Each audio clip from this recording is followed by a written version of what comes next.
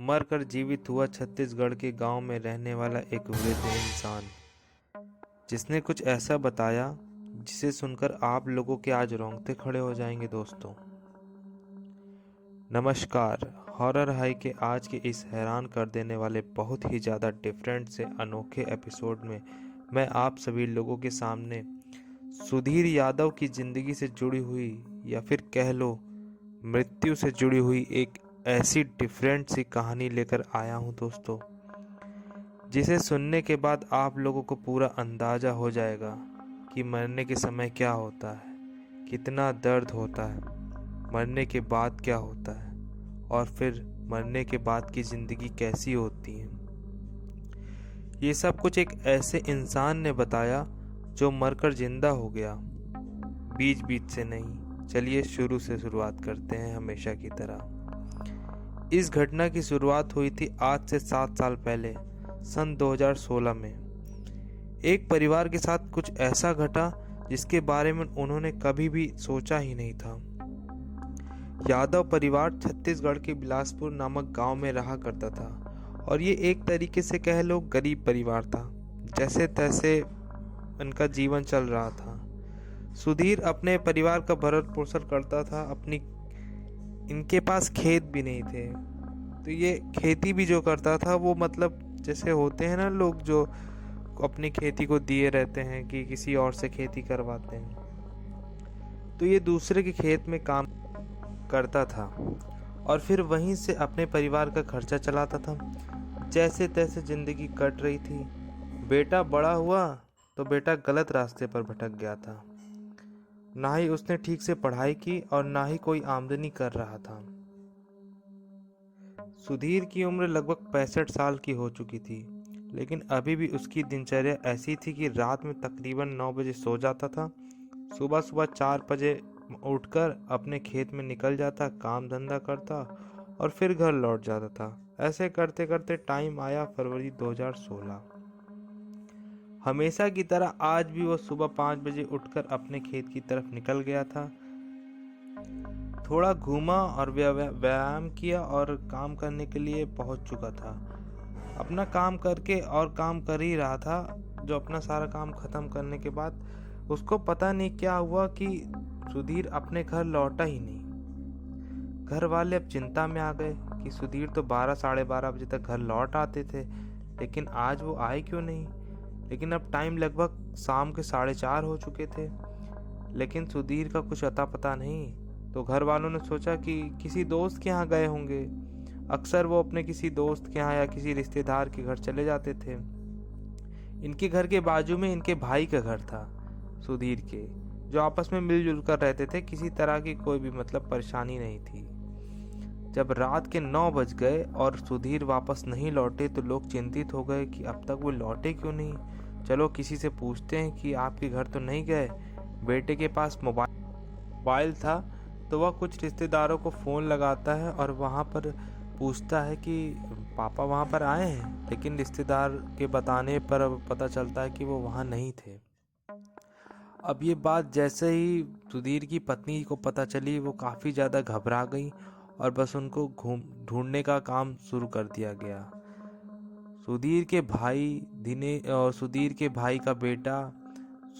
बेटा, साथ ही उनकी पत्नी सब रात में लालटेन हाथ में लिए हुए, क्योंकि छोटा सा गांव था इसलिए यहाँ पर ज़्यादा स्ट्रीट लाइट की सुविधा नहीं थी। किसी ने अपने हाथ में टॉर्च रखा था तो किसी ने लाठी। इधर उधर बहुत ढूंढने के बाद वो खेत में पहुंच गए। खेत में पहुंचने के बाद क्या देखते हैं, खेत में पहुंचने के बाद उनके पैरों तले जमीन निकल गई, क्योंकि खेत में जो देखा उन्होंने वो बहुत ही आश्चर्यचकित था। सुधीर की बॉडी बिल्कुल भी बेजान हालत में वहां पर पड़ी हुई थी। सांसें एकदम रुक चुकी थी। वो जैसे तैसे करके जल्दी गए, उनको पास के हॉस्पिटल में ले गए और हॉस्पिटल में डॉक्टर ने कह दिया कि इनकी तो मृत्यु हो चुकी है और इनकी मृत्यु थोड़ी देर पहले हो चुकी है। इस कारण लोगों ने पूछा कि डॉक्टर साहब ये अचानक से ऐसे कैसे हो गया। तो डॉक्टर के पास कुछ समझ में नहीं, उसके पास कोई जवाब ही नहीं था कि क्या बताए वो। उसको, डॉक्टर को खुद ही नहीं पता चल रहा था कि इनकी मृत्यु हुई कैसे। सब लोग सोचते हैं कि किसी साजिश का शिकार तो नहीं बन गए, या क्या तो नेचुरल डेथ हो गई। अब इस चीज़ के बारे में पता लगाना है तो डॉक्टर से पूछते हैं, डॉक्टर कैसे पता चलेगा कि इनकी डेथ कैसे हुई। तो डॉक्टर ने कह दिया इनका पोस्टमार्टम करना पड़ेगा सुधीर का। घर वाले तैयार हो जाते हैं पोस्टमार्टम के लिए, और सुधीर की बॉडी जो है वो भेज दी जाती है पोस्टमार्टम हाउस में। पोस्टमार्टम होने के लिए जो बॉडी होती है ना, वो अंदर कमरे में ले जाई जाती है, और पोस्टमार्टम होने से पहले की जो प्रक्रिया होती है उसमें बॉडी का पूरा ब्लड होता है, उसको ड्रीम किया जाता है। वही प्रक्रिया शुरू होने वाली थी, अचानक से जो पोस्टमार्टम करने वाला एक डॉक्टर था और उसका एक असिस्टेंट था, उसे जोर से चीखने की आवाज़ सुनाई पड़ती है। और पलट के देखते हैं तो क्या पाते हैं, सुधीर अपने बेड पर लेटे रहने की बजाय बैठा हुआ है। वो दोनों डर के मारे एकदम कांप जाते हैं, और सुधीर डॉक्टर को बहुत ही ध्यान से घूर घूर के देख रहा है, और उसको भी कुछ समझ में नहीं आ रहा है। डॉक्टर और असिस्टेंट ये नज़ारा देखकर इतना ज़्यादा घबरा जाते हैं और ज़ोर ज़ोर से चिल्लाना शुरू करके और भागना शुरू कर देते हैं। मुर्दा घर के आसपास भी कुछ लोग जो असिस्टेंट काम करते हैं वो लोग भी इकट्ठा हो जाते हैं कि अरे क्या हो गया। वहाँ काम करने वाले लोग, वहाँ पर सब लोग एक साथ आते हैं। जब बात पता चलती है कि कोई मरने के बाद, ऐसा होने के बाद कोई उठ के बैठ जाए, तो आप लोग भी सोच सकते हैं सभी लोगों को डर लग जाएगा, कोई भी शॉक हो जाएगा। तो किसी की भी हिम्मत हो ही नहीं रही थी कि रूम में जाके चेक करें कि बात क्या है अंदर।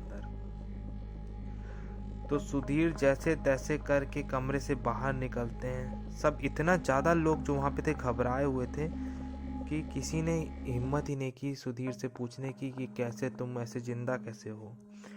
तो किसी ने वहाँ पर सुधीर के घर वालों को फ़ोन किया। तो सुधीर के घर वाले जैसे ही ये बात सुनते हैं तुरंत दौड़े दौड़े आते हैं, और पहुंचने के बाद वो पहले तो डॉक्टर से और स्टाफ से लड़ाई शुरू कर देते हैं कि आप लोगों ने ऐसे कैसे मेरे पिताजी की मृत साबित कर दिया, जब उनकी डेथ हुई नहीं थी तो आप लोग पोस्टमार्टम कैसे करना शुरू कर देते हैं। ऐसी ऐसी तमाम वगैरह वगैरह बातें शुरू हो जाती हैं। इतने में सुधीर अपने बेटे से आके बोलते हैं कि बेटा घर चल, और उसको समझाते हैं बुझाते हैं। कहता है शांत हो जा बेटा, शांत हो जा घर। लेकिन बेटा शांत होने का नाम ही नहीं ले रहा था। लेकिन जैसे तैसे अपने बेटे को डांट लगाई और समझाया कि बेटा घर चलो, घर पर चलकर बात करते हैं। पिताजी के बोलने के बाद बेटा उनकी बात मान जाता है, और जिनकी अभी थोड़ी देर पहले मृत्यु हो चुकी थी वो अब ये देखकर बेटा तो और घर वाले जो हैं वो थोड़े खुश हो जाते हैं, और ये सुनकर अपना गुस्सा शांत करते हैं और गाड़ी में बैठकर सब घर चले जाते हैं। घर पर पहुंचने के बाद सुधीर जो थे उन्होंने कुछ ऐसा बताया जिसे सुनकर परिवार वाले और आस पड़ोस के लोग एकदम अचंभित हो गए। उनके रोंगटे खड़े हो गए। इन्होंने बताया कि मेरी मृत्यु हो चुकी थी और वापस से मुझे जीवित किया गया है, किसी और के द्वारा नहीं बल्कि यमराज के द्वारा। अब सभी लोग उत्सुक हो गए। अब सभी लोग अपने पहचान वालों को बुला लिया कि आओ सुधीर जी कुछ बता रहे हैं। तो आस पड़ोस के लोग भी आ जाते हैं, इकट्ठा हो जाते हैं। सुधीर जी जो थे वो पूरा बताना शुरू कर देते हैं सारी बात।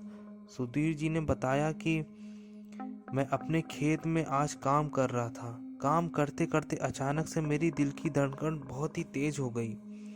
दिल में मेरे दर्द होने लगा अचानक से। तो मैंने सोचा कि गर्मी की वजह से ऐसा हो रहा होगा। साइड में जाकर मैं बैठ जाता हूँ। खेत में एक आम का पेड़ था, और आम के पेड़ के नीचे जाकर सुधीर जो है बैठ जाते हैं और पानी पीने की कोशिश करते हैं। अचानक से उनकी आंखों के सामने अंधेरा छा जाता है, और इतनी बुरी तरह से दिल की धड़कन बढ़ जाती है कि मुझे लिटरली कुछ सुनाई दे रही थी। उनको वो कहते हैं कि मुझे जो मेरी दिल की धड़कन जो है वो सुनाई दे रही थी, और अचानक से सर चकराया और जमीन पर गिर पड़े। जमीन पर जब मैं गिरा तो मेरे सामने एक अलग सी रोशनी चमकी। रोशनी में दो लंबे चौड़े आदमी खड़े हो गए और ये आदमी आम आदमी की तरह नहीं थे। ये बिल्कुल अलग आदमी थे। ये हमारे गांव के नहीं थे। मुझे ऐसा लगा कि मुझे चक्कर आ रहा है, मुझे बचाने के लिए कोई आया है। लेकिन वो मुझे बचाने नहीं, वो मेरे प्राण लेने आए थे। शायद वो यमदूत थे। मैंने उन्हें साफ साफ पहचानने की कोशिश किया तो पाया कि उनका कद बहुत लंबा, उनका चेहरा काला, शरीर एकदम काला, उनकी आंखें बड़ी बड़ी लाल लाल बिल्कुल रौबदार दिखाई दे रही थी, जैसे एक जल्लाद होता है उस टाइप से। उन्होंने कहा, चलो अब तुम्हारा वक्त आ चुका है। उनकी आवाज इतनी ज्यादा खर्राहट वाली आवाज थी कि मतलब कोई जीता जागता इंसान तो आवाज सुन के ही डर जाए। उनकी आवाज बहुत ज्यादा डरावनी थी। इतना उनके बोलने पर वो बेहोश हो जाते हैं।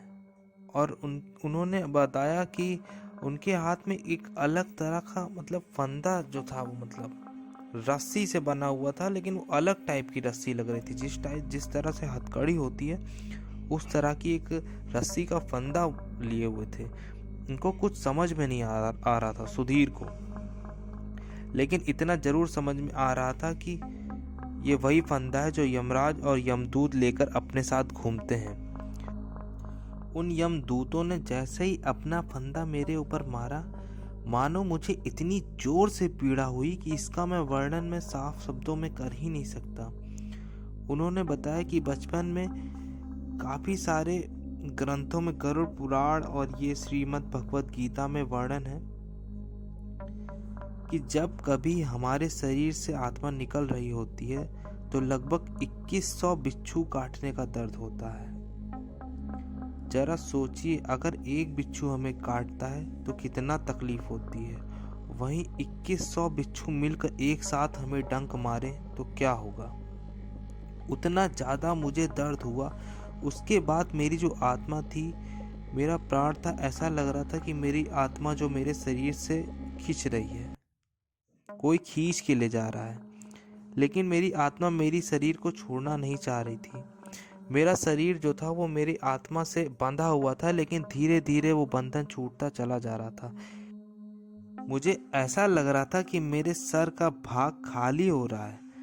मतलब आत्मा जहां जहां से शरीर छोड़ती जा रही थी, शरीर वहां वहां पर खाली पड़ता जा रहा था।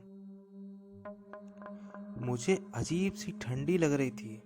मुझे बर्फ की तरह ठंडी लगने लगी थी। अगर जैसे लग रहा था कि कोई अगर मुझे बर्फ पे लिटा दे, उतनी ठंडी मुझे उस समय लग रही थी। बहुत ज़्यादा तकलीफ हो रही थी, जिसको मैं साफ शब्दों में बता नहीं सकता। आखिरकार जो यमदूत थे, उन्होंने जोर लगाकर मेरे प्राणों को मेरे शरीर के अंदर से निकाल ही लिया। मेरे जो प्राण जब मेरे शरीर से बाहर निकले तो मेरी आत्मा साफ साफ खड़ी होकर अपने शरीर को देख सकती थी।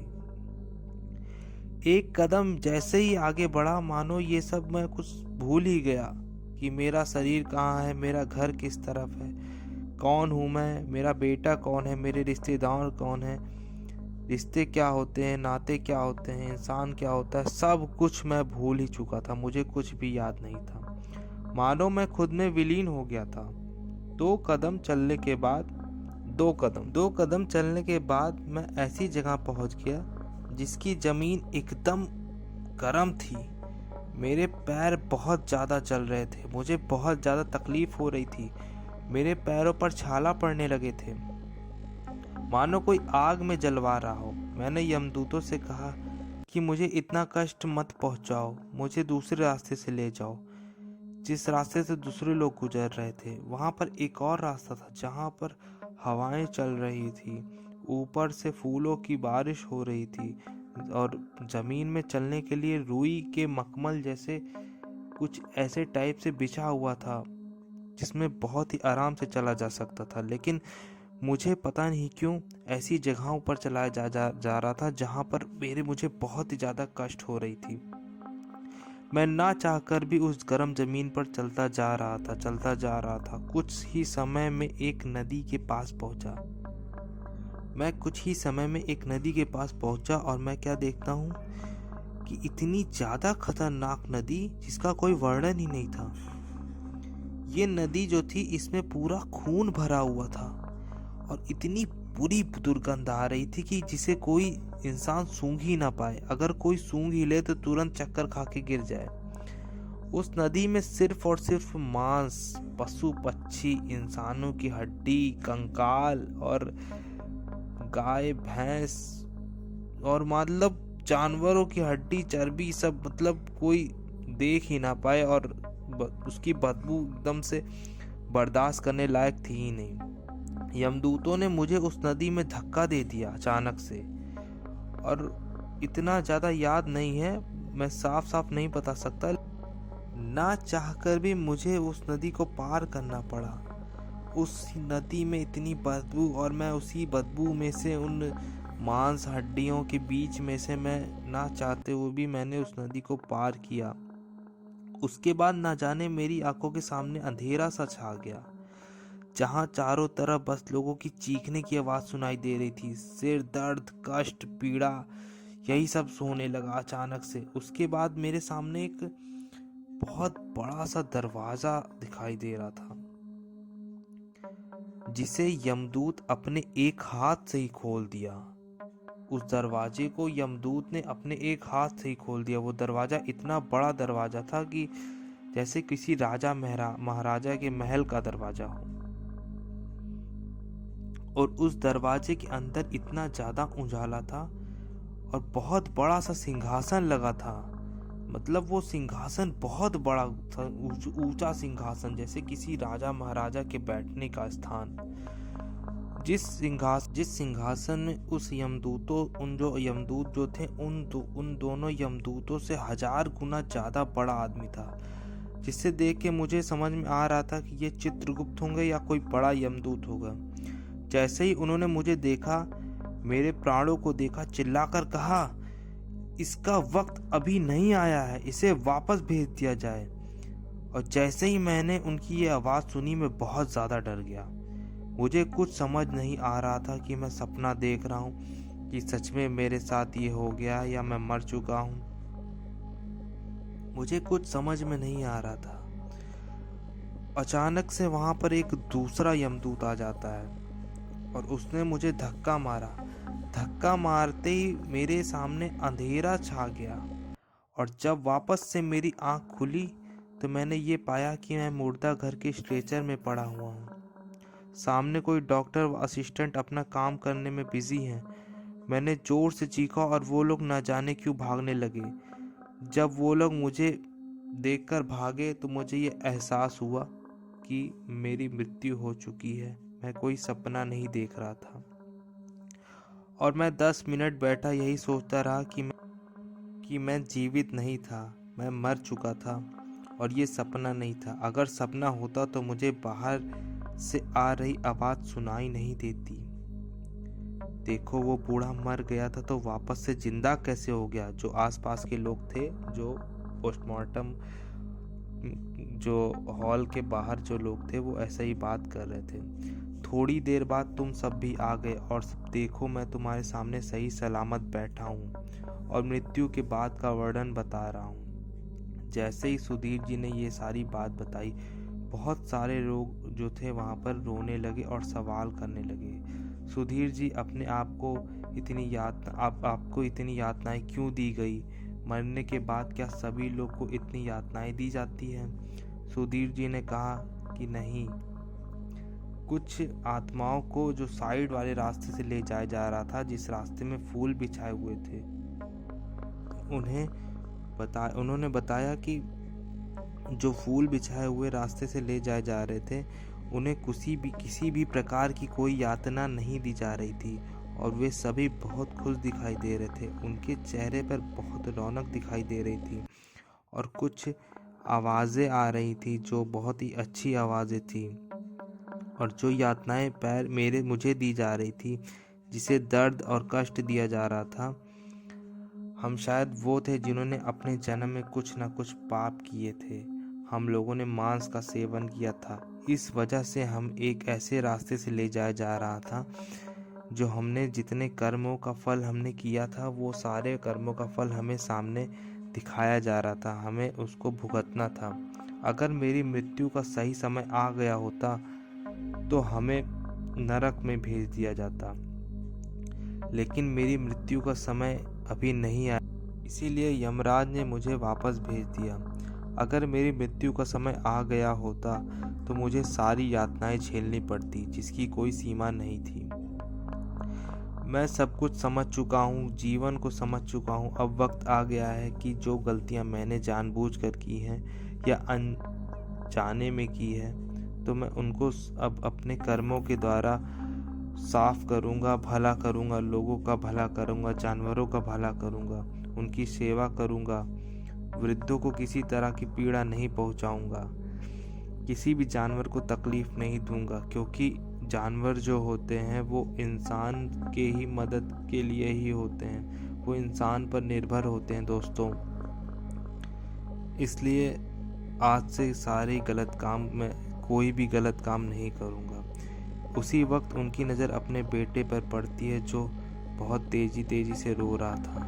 बेटे को, जो नशे की हालत में रहता था, जो गलत संगति में जा चुका था, बेटे को शायद अब पिता की इन बातों से बहुत फर्क पड़ रहा था, और उसने अब ये डिसाइड किया था कि अब वो शहर जाकर कुछ ना कुछ काम करेगा और अपने पिता को अब आराम करने के लिए समय देगा।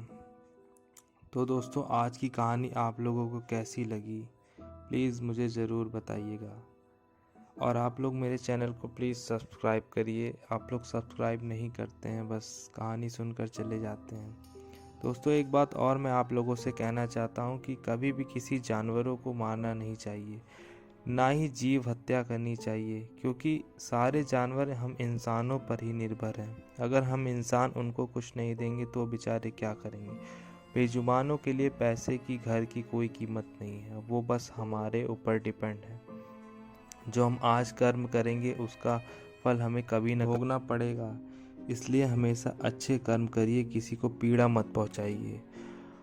और आप लोगों को मेरी कहानी कैसे लगी मुझे कमेंट में ज़रूर बताइएगा दोस्तों। तब तक के लिए शुभ रात्रि। कल एक नई कहानी के साथ आपसे मिलूँगा, तब तक के लिए आपका दिन शुभ हो।